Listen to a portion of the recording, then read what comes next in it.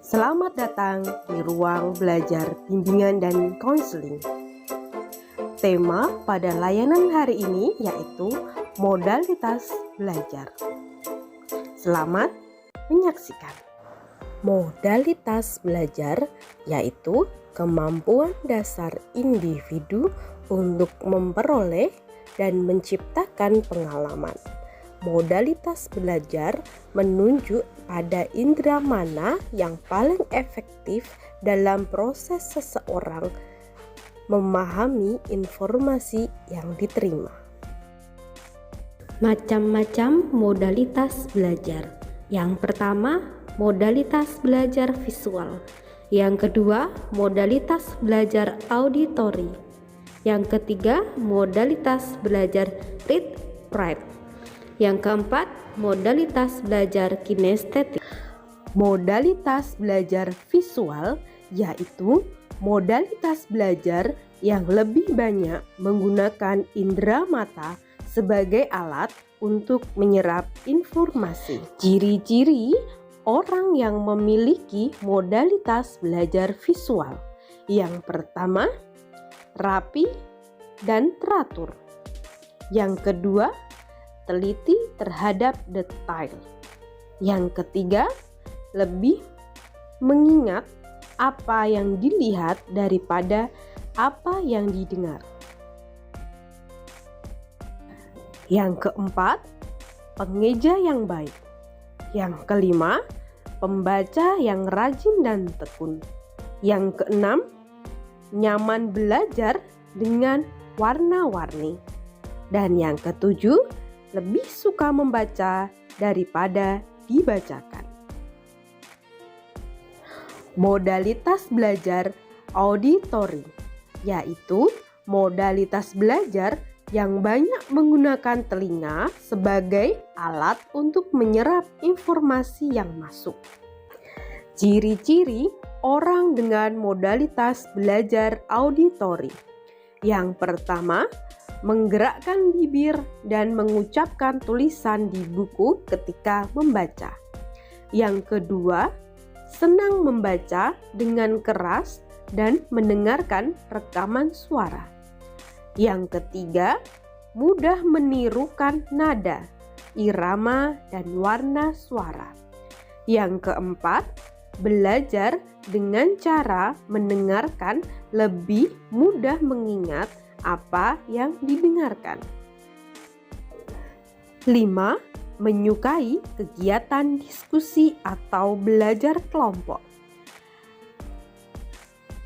6. Mudah mengingat nama saat berkenalan dengan orang baru. 7. Mendengarkan pembicaraan dengan baik dan jelas. 8. Paling peka dan hafal dari setiap apa yang didengarkan. Modalitas read write adalah modalitas belajar yang lebih menyukai kata-kata dan buku teks sebagai cara untuk mendapatkan informasi. Ciri-ciri orang dengan modalitas belajar read write. Yang pertama, senang membaca buku atau koran untuk mendapatkan informasi. Yang kedua, selalu membaca petunjuk sebelum mengerjakan tugas. Ketiga, bisa menyusun karya tulis dengan baik. Sering mencatat ulang setelah membaca sesuatu hal. Yang kelima, selalu membaca petunjuk atau instruksi yang ditempel di ruang laboratorium sebelum menggunakan ruangan tersebut. Yang keenam, senang mengikuti kegiatan seminar atau presentasi ilmiah.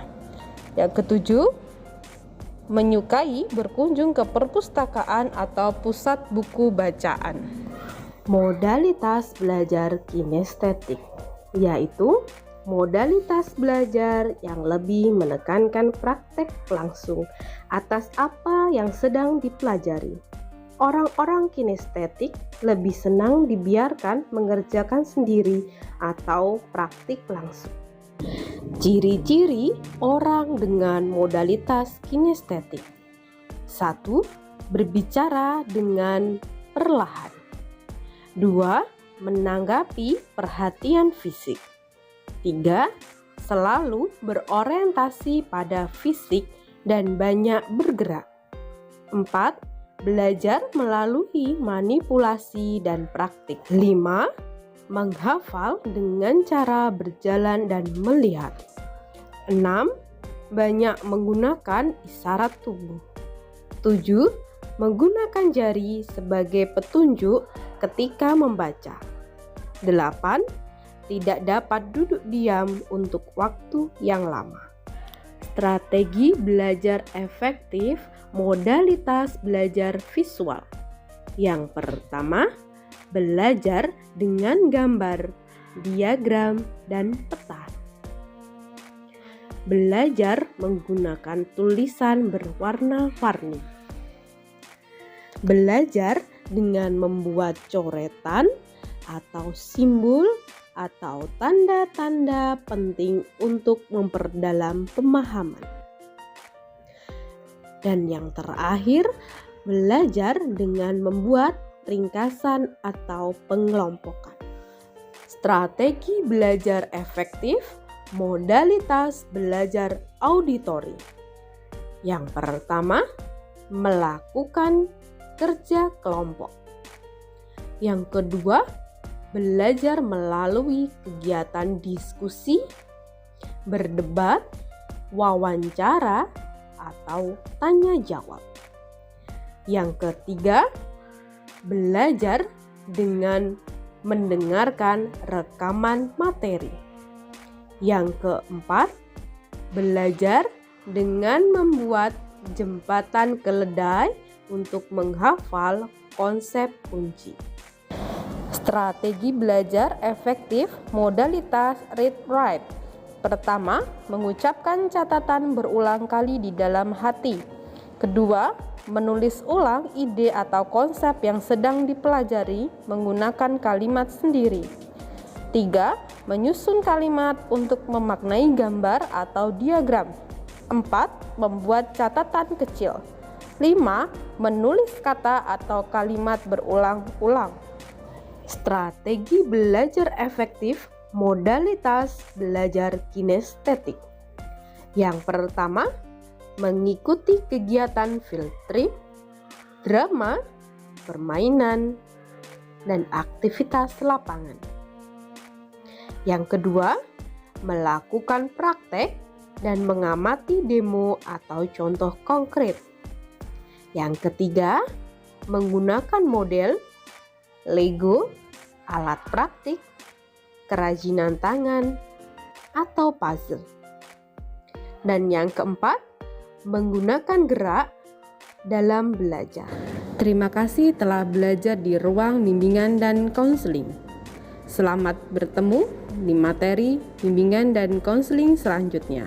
Tetap sehat, tetap semangat.